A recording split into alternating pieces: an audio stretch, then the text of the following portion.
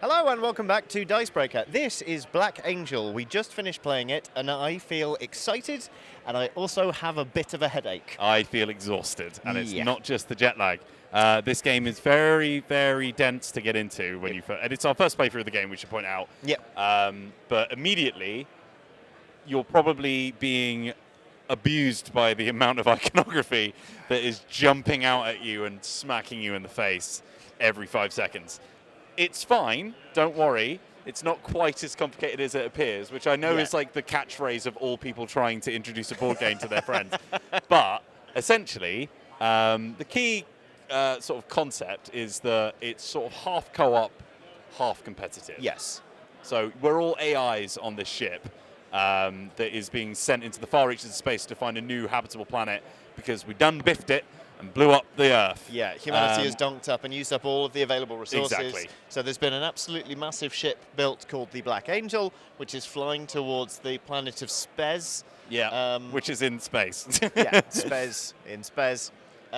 And so basically you've got two bits of the board. This is the ship itself, this is the Black Angel, and these are the little teeny tiny robots which we'll be talking about in just a second. This is the external, this is like the far reach of space, here's the Black Angel. And the cool thing is the Black Angel always stays in the middle of the board, but you start moving space down and grabbing these bits. And then you flip it to reveal new terrain. That's it. Yeah. And you do that, and then you move the ship up. So it's got a real sense of like just cruising through space at all times. The endless cycle of like planet after planet after planet trying to get towards your new destination. And you know what? It's lovely, but I think if it weren't for the fact that some very, very kind people here at PAX West came along and taught us, we probably would have bailed. Oh, don't bury the this lead. game. We had three of the greatest minds in Black Angel science wielding clipboards and all sorts, standing around us trying to get us dumb Brits to understand what the hell's going on here. Pretty much. Because the rule book is horribly dense. It's so difficult to read. We originally we didn't have anyone here to teach us, so I was just sat reading the rule book to Johnny, and Johnny was just like, It was, none of it was going in. Not really. But once you break through that cloud layer and you sort of actually understand what it is you're supposed to be doing and how a turn works, it moves along at a pretty decent clip. Basically, at the start of the game, you'll have 3 dice which you'll roll, and then on your turn, you can use one of those dice in an appropriately colored slot. Like, say, I've got a 1 here. That would allow me in this space, which lets you remove damage cubes, I could remove a damage cube and then keep that to use as currency later on. And you can do other things that you can play cards into your little player board to sort of power up some of the little squares you have, which are bits of tech. And then you sort of just amass mission cards, and then you can these are adorable.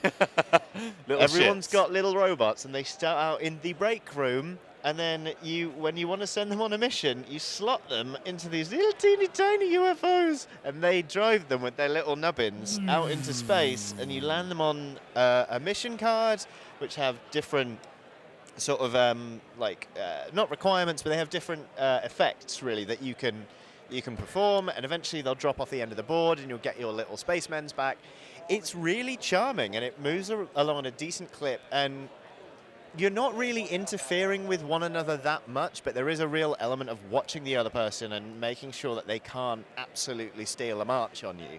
In the end, Wheels beat me by about 10 victory points because I think you got your engine going pretty early on. Like you bought some extra dice by committing your little spacemen's, and you were using your tech a lot better than I was. Yeah, so I should probably explain what the tech board is. So everyone's got their own little player board, which has like a 9 square grid. Yeah. And once again, it's all the 3 colors of yellow, gray, and green.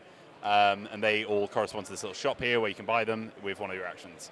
But when you get a new tech, you push it onto the board, and it shunts all the other ones to the side. So you can set up, basically what I had was like this row of green, where I could spend one of my green cards to activate all of them at one, and I would get a new ship and a new card, and it was just giving me lots of stuff at once. Yeah. So that gave me like a nice little thing to get lots of missions, which meant that I could get lots of points. Because your main source of points, I would say, is going out on these missions. So big time. This is kind of the most important thing. You can get a few from like tech and stuff like that, But whenever you see a card like he will find one eventually. There we go. There we go. So when you find a card like this, and we'll probably have a little zoom in for you. Fingers crossed. These red arrows essentially mean that when you do a move and this bit of space gets shunted off, the card starts scoring. So you've got these little docks where you can put your little boy, your cute little adorable boy, docked into the space, which means that anyone who's docked there will get the 3 points that it shows. And then you'll also get additional points for owning the card, and that's a whole other bag. Yeah. I think there was like, there was definitely a thing of like, we finished the game, and then we realized there was this entire track that we had not done anything with. And it's like, there's a lot of things you can do. And there in are this, advanced rules, and there's also a solo mode. So Yeah. there's an awful lot to this game, and it's a tricky one, because I think the core experience is great, and I think it's a really interesting, innovative game.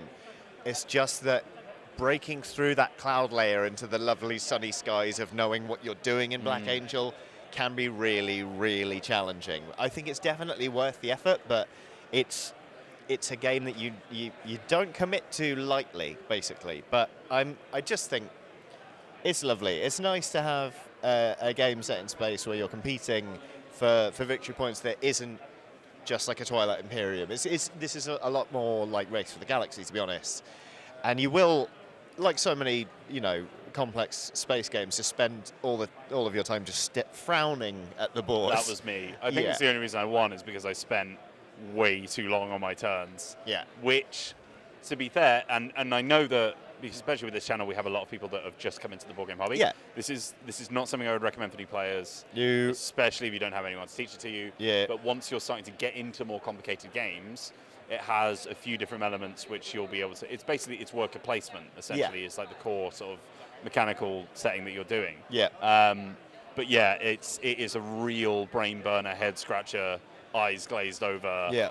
Analysis paralysis hellhole that you can find yourself in, and it's it's really difficult to get yourself out of that sometimes, because you know that you will do an inferior action if you don't spend that time thinking. Yeah. Which means that games can I feel like games will slug a little bit.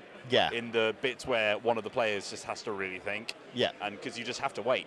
Yeah. I mean, we've learned how to play this game from start to finish, and we've completed a two-player game, set up this video, and now recorded as much as you've seen, while the gentlemen behind us have been playing the same four-player game. So, this game can last for a very long time. Yeah. The box says it'll be 60 to 120 minutes. I feel like that's a bit of a Yeah. underestimate, although they usually are. But the thing is, in spite of everything we just said, I want to play this again. I want to play this again, now. And I feel like if I had a group of three friends, three friends and me, that's four, and we all knew how to play this fluidly, so we could just get set up and just get going, I would be so excited to keep playing this. And you know what? I would love those friends. I would be like, I love you now.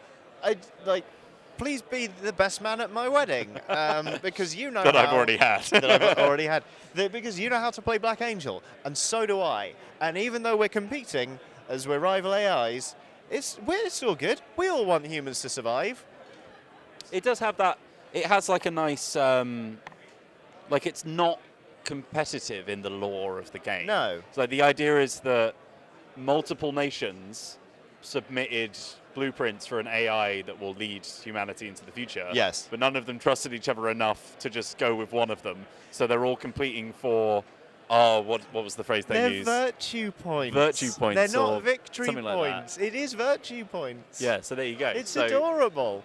It's like, basically, it's just working out who the best parental faction for the new rise of humanity would be. It's like, which of your parents is, Which is the best space mom? Yeah, exactly. I mean, I guess you could then play as it's a really acrimonious divorce between four AIs, and we're working out who gets custody of the human race. It's a cybernetic polyamorous relationship which has failed in the reaches of space. Yeah, essentially. That's. Don't take that as read. That's not the official law, but either way, I think Black Angel is a treat. It comes with a number of caveats. Mostly that trying to learn how to play it is like trying to get through a wall by headbutting it. It might be one that we possibly look at for a full review. I think we need to review this.